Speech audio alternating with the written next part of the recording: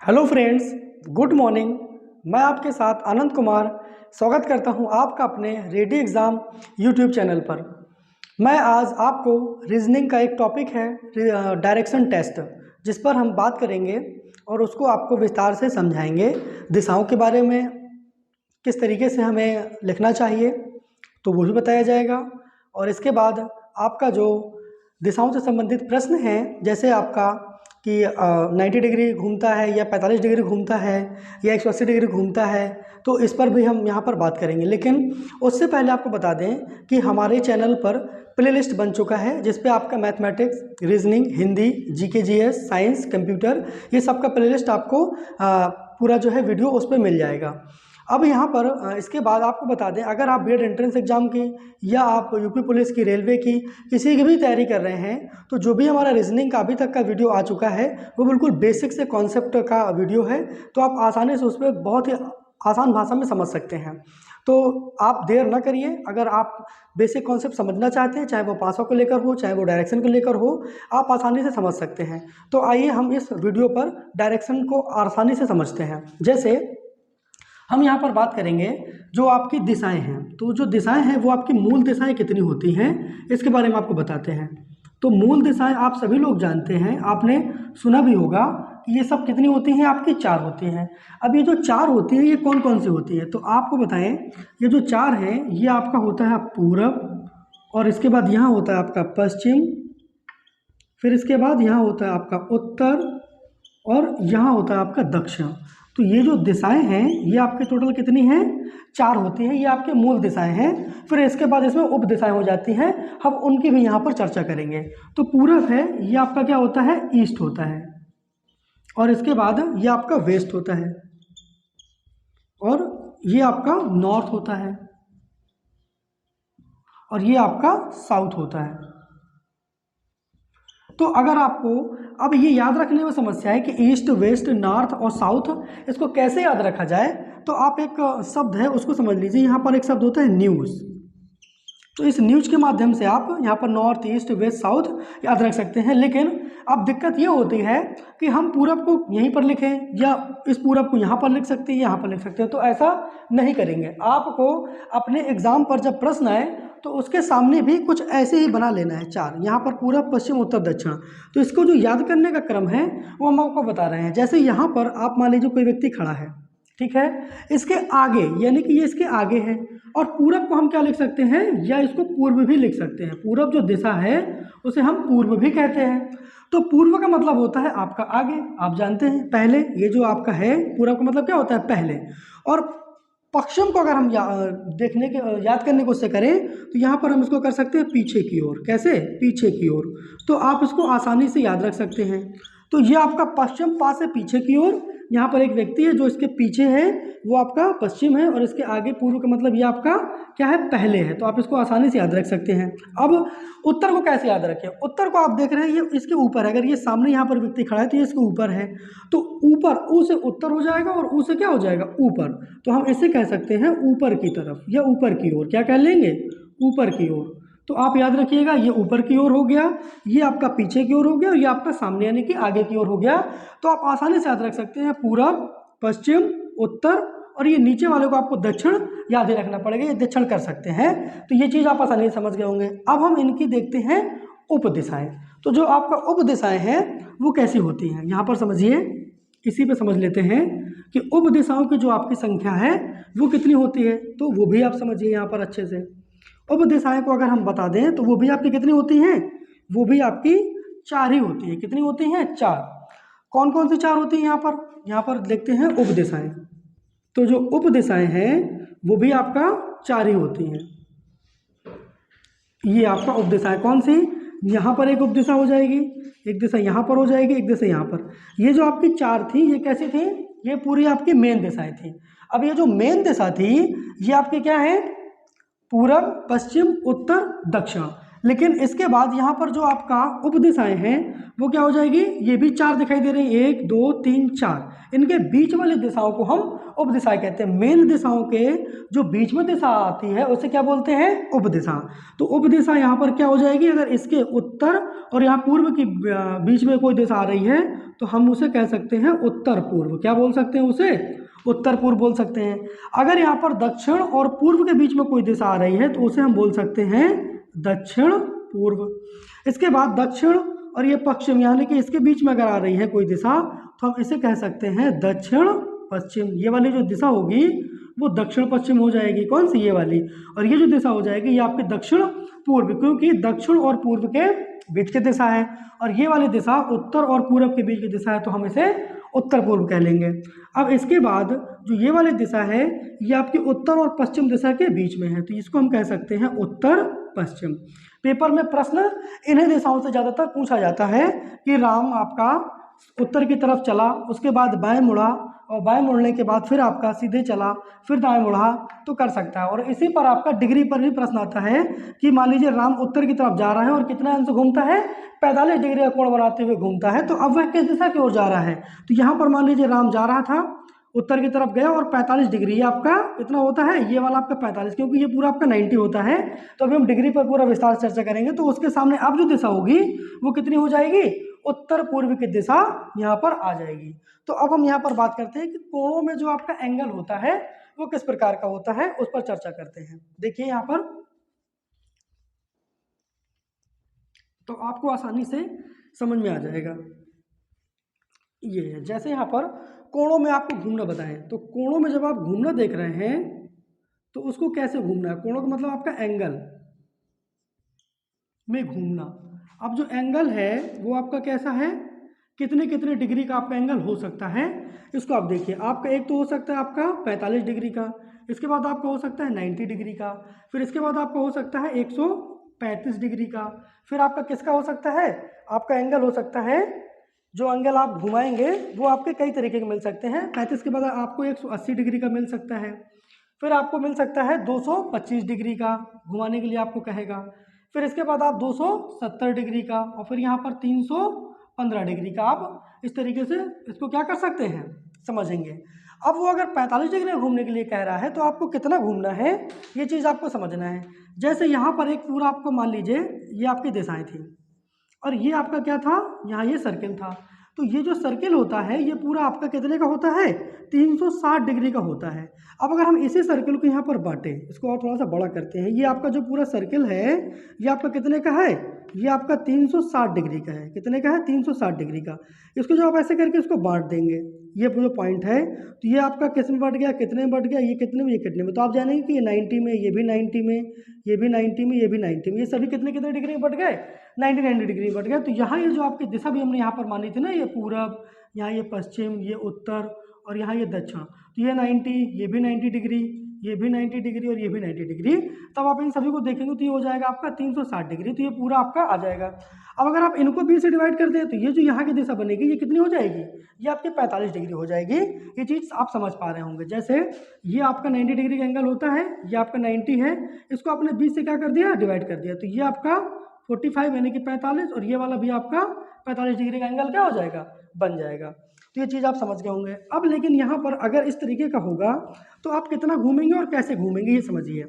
जैसे ये आपकी दिशा है, यहाँ पर पूरब, फिर यहाँ पर आपका पश्चिम, उत्तर और ये दक्षिण।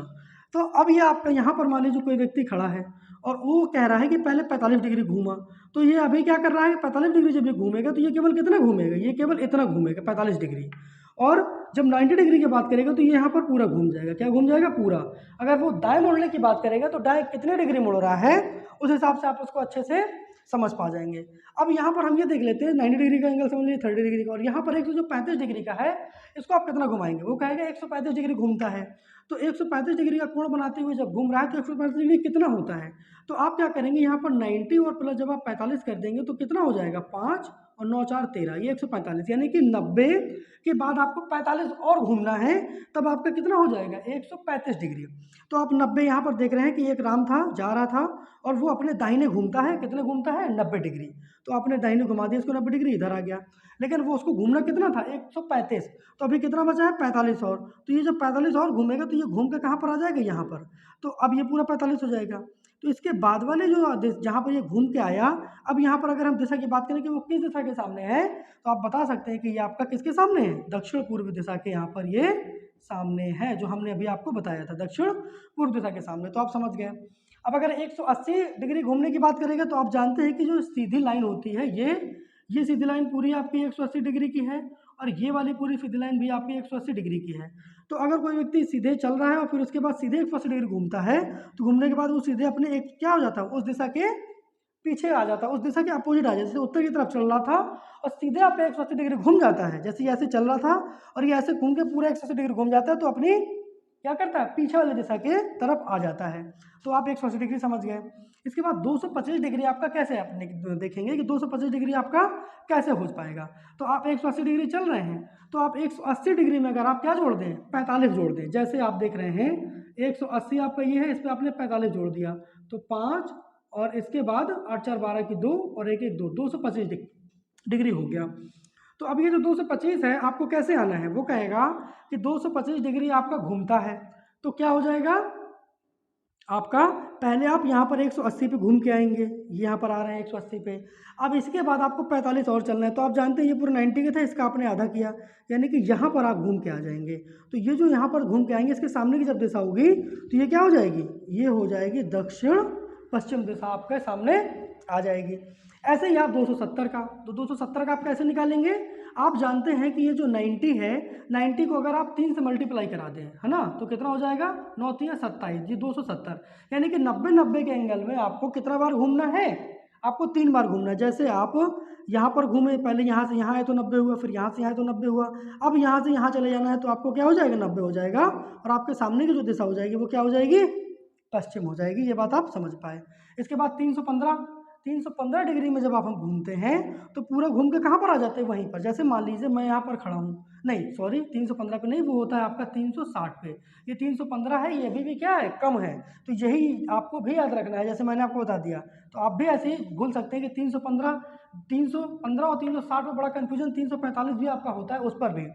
तो जो 315 है वो आपका कैसे, जैसे आपका यहाँ पर आपने 270 किया, अब 270 में आप यहाँ पर 45 जोड़ेंगे, तो ये 5 और 7 4 11 की 1 और 2 1 3, ये आया आपका 315।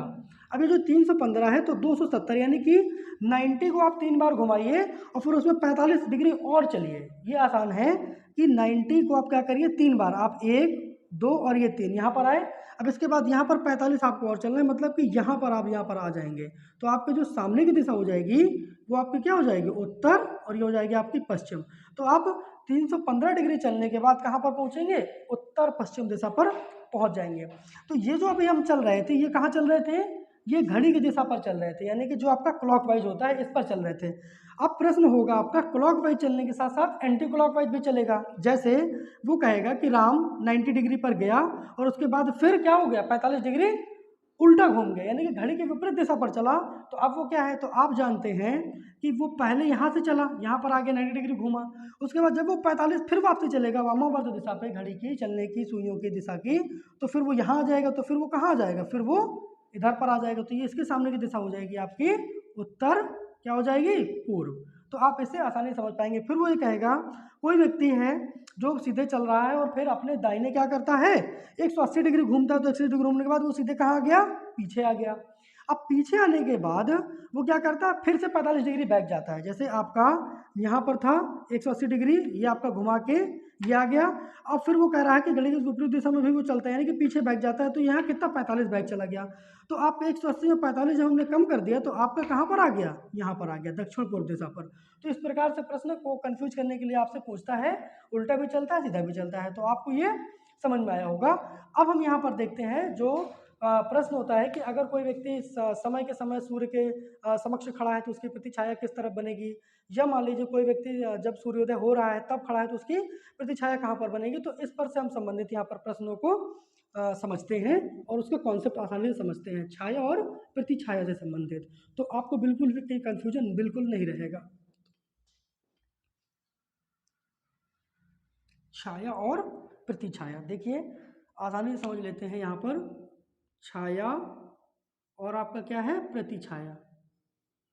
प्रतिछाया तो आप कैसे उसको समझिए, जैसे यहाँ पर मान लीजिए आपका ये दिशाएं हैं। तो यहाँ पर आप जानते हैं कि ये आपका पूरब दिशा था और यहाँ पर ये आपका क्या दिशा थी, ये आपकी पश्चिम दिशा थी। तो हम बात करते हैं यहाँ पर सूर्योदय के समय की। किसकी बात करते हैं? सूर्योदय के समय। तो जो सूर्योदय के समय है, तो आप जानते हैं जो हमेशा सूर्य है वो किस दिशा से निकलता है? वो निकलता है आपका पूरब दिशा से। तो ये यहाँ पर हमने मान लीजिए सूर्य को क्या कर दिया, निकाल दिया, ये आपका सूर्य बना दिया। तो ये यहाँ से आपका सन हो गया। तो अब मान लीजिए जो सूरज है वो आपका पूरब दिशा से निकल रहा है। यहाँ पर अगर हम किसी व्यक्ति को क्या कर दें, खड़ा कर दें, ये हमारा क्या खड़ा हो गया, एक व्यक्ति। तो आप जानते हैं कि प्रकाश के समक्ष जब कोई व्यक्ति आता है तो उसकी जो प्रतिछाया बनती है वो उसके जस्ट पीछे ही बनती है। कहाँ बनती है? उसके पीछे बनती है। तो सूर्य जो है पूरब दिशा से उदय होता है और उसके समक्ष उसके सामने एक व्यक्ति है, उसकी जो प्रतिछाया बन रही है वो कहाँ पर बन रही है? इसके जस्ट पीछे, यानी कि यहाँ पर। कहाँ पर बनेगी? इसके पीछे, इसके पीछे यहाँ। तो सूर्य जो है पूरब से जब निकलेगा उसकी जो प्रतिछाया बनेगी वो पश्चिम दिशा पर बनेगी। कहाँ पर बनेगी? पश्चिम दिशा पर बनेगी। कब? सूर्योदय के समय। सूर्य उदय हो रहा है, आप चाहे तो चेक भी कर सकते हैं, जैसे सूर्योदय हो रहा है और यहाँ से सामने से आपका प्रकाश आ रहा है तो आपके इसके पीछे कहाँ पर प्रतिछाया बनेगी। लेकिन सूर्योदय के समय की बात है। अगर हम सूर्यास्त के समय की बात करें तो सूर्यास्त के समय क्या हो जाएगी? ये स्थिति उल्टा हो जाएगी फिर से। ये आपके सूर्यास्त के समय। अब सूर्यास्त के समय क्या हो जाएगा? आप जानते हैं कि जो सूर्य अस्त होता है वो किस दिशा में अस्त होता है? जो सूर्य है वो आपका कहाँ पर अस्त होता है? पश्चिम दिशा पे अस्त होता है। और पश्चिम दिशा हमने आपको बताया यहाँ पर होता है पीछे की। अगर हम यहाँ पर किसी व्यक्ति को मान लें तो पश्चिम दिशा पर ये आपका क्या है? ये आपका सूर्य है। ठीक है, ये आपका सूर्य है। तो अब पश्चिम दिशा के यहाँ पर एक व्यक्ति खड़ा है, क्योंकि ये आपकी कौन सी दिशा है? ये आपकी पश्चिम दिशा है। तो इसके यहाँ पर अब ये इस लाइव प्रकाश के सामने आ रहा है तो इसकी जो प्रतिछाया बनेगी वो इसके जस्ट पीछे बनेगी, यानी कि यहाँ पर इसकी क्या बनेगी? ये प्रतिछाया बन जाएगी। तो कहाँ पर बन रही है इसकी प्रतिछाया? पूरब दिशा की तरफ इसकी प्रतिछाया बन रही है। कब? जब आपका सूर्य अस्त हो रहा है, यानी कि सूर्य डूब रहा है। किस समय? शाम के समय सूर्य अस्त हो रहा है और जो उसकी प्रतिछाया है वो कहाँ बन रही है? पूरब दिशा की ओर बन रही है। तो आप छाया प्रतिछाया के कॉन्सेप्ट को आसानी से समझ पाए होंगे। अब हम देखते हैं कि जब डायरेक्शंस के साथ में क्या दे दिया जाता है? दूरी दे दिया जाता है, तो वहाँ पर हमें जरूरत पड़ती है पाइथागोरस प्रमेय की। ट्रायंगल होता है, जब हम एक समकोण त्रिभुज लेते हैं उस पर देखते हैं कि आप किस तरीके से उसकी दूरी निकाल सकते हैं। तो वो भी कॉन्सेप्ट इसी पर ही समझ लेते हैं, तो आपको जो क्वेश्चंस होंगे उनको सॉल्व करने में आसानी होगी। तो आप देखिए, मानते हैं कि आपका ये क्या बन रहा है? समकोण त्रिभुज बन रहा है। अब ये जो समकोण त्रिभुज बन रहा है, इस समकोण त्रिभुज पे आप देख रहे हैं कि ये वाला जो एंगल है वो आपका 90 डिग्री का है, जिसे हम क्या कह रहे हैं? समकोण त्रिभुज कह रहे हैं। ये आपका A पॉइंट B और ये आपका C है।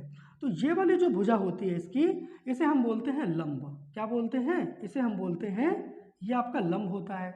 और ये वाली जो भुजा होती है इसे हम बोलते हैं कर्ण। क्या बोलते हैं? कर्ण बोलते हैं। तो ये आपका कर्ण हो जाती है और इसे हम बोलते हैं आधार। क्या बोलते हैं? आधार। अब ये जो आधार होता है ये कहाँ होता है? बेस, नीचे की तरफ ही होता है। और जो लंब है इसके हम बोलते हैं ऊंचाई भी बोल सकते हैं। और ये आपका क्या होता है? ये आपका कर्ण जो है परपेंडिकुलर है, तो इसे आप कर्ण बोलते हैं। तो प्रश्न में अगर आपका लंब दिए हो या कर्ण दिए हो, आपको आधार पूछे तो कैसे निकालेंगे? यह आपका आधार दिए है, कर्ण दिए है, आप लंब कैसे निकालें? तो ये चीज़ें आपको यहाँ पर आसानी से समझिए। जैसे आप देखिए कि ये वाली जो भुजा आप देख रहे हैं ये आपको सबसे बड़ी भुजा दिखाई दे रही होगी इन दोनों की मिला करके। एक ये भुजा, एक ये भुजा, इन दोनों से क्या है? बड़ी भुजा है। तो इसका कॉन्सेप्ट ये होता है कि इस भुजा का योग और इस भुजा का योग, यानी कि लंब का योग और आधार का योग किसके बराबर होता है? कर्ण के बराबर होता है। कब?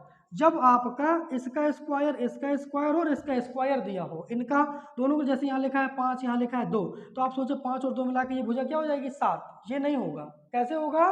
5 का स्क्वायर 3 का स्क्वायर मिला करके ये जो भुजा बनेगी उनका योग होगा। ठीक है, तो यहाँ पर आप इसको एक ऐसे करके याद रख सकते हैं, कर्ण का स्क्वायर जो बराबर होता है वो आपका होता है लंब का स्क्वायर प्लस आधार का स्क्वायर। तो यहाँ पर आप देखेंगे इसको, ये होता है लंब का स्क्वायर और प्लस आपका आधार का स्क्वायर, ये होता है आपका आधार का स्क्वायर। अगर आपको निकालना है केवल कर्ण का बस, तो कर्ण को निकालने के लिए आप कर्ण यहाँ लिख लीजिए, ये जो स्क्वायर है ये पूरा आपका किस में बदल जाएगा, रूट में बदल जाएगा। तो हम इसको लंब को एल का स्क्वायर मान सकते हैं और आधार को आपको ए का स्क्वायर शॉर्टकट में लिखने के लिए, ये आपका एल हो जाएगा और ये आपका ए हो जाएगा आधार और ये आपका के हो जाएगा कर्ण। तो ये तो बात हो गई आपके कर्ण निकालने की। तो अगर हमें लंब निकालना होगा तो लंब हम कैसे निकालेंगे, तो लंब का आपका स्क्वायर बराबर क्या हो जाएगा, ये आपका फार्मूला है, तो आप इसको हमेशा याद रखिएगा। अगर हमें लंब का स्क्वायर निकालना है तो आप जानते हैं लंब निकालने के लिए क्या करेंगे, जो ये बड़ी वाली भुजा है आपका कर्ण, इस वाली भुजा में से अगर हम इसको घटा दें, ये वाली जो आपकी भुजा है इसको घटा दें तो क्या हो जाएगा आधार को, तो हमें ये क्या मिल जाएगा, लंब मिल जाएगा। तो इसका फार्मूला बन जाएगा कर्ण का स्क्वायर और आपका माइनस किसका, याद रखिएगा क्योंकि ये आपकी बड़ी वाली भुजा है। तो कर्ण का स्क्वायर और माइनस किसका हमें निकालना है, लंब का निकालना है, तो हम किसको, आधार को यहाँ पर क्या कर दें, हटा दें, तो ये आपका आ जाएगा। तो ये L बराबर आपका आ जाएगा, यानी कि लंब बराबर आ जाएगा के स्क्वायर माइनस आपका स्क्वायर और यहाँ पर यह हो जाएगा आपका अंडर रूट। तो आप यहाँ से लंब वाली भुजा को भी क्या कर सकते हैं, निकाल सकते हैं। अब हमें अगर आधार का स्क्वायर निकालना है, यानी कि आधार वाली भुजा निकालना है, तो आप क्या करिए, आधार वाली भुजा निकालने के लिए इस बड़ी वाली भुजा में से लंब को हटा दीजिए, आसानी से आ जाएगा। तो ये जो आपका कर्ण है इस पे आप लंब को हटा दीजिए तो क्या आ जाएगा, आपका आधार आ जाएगा।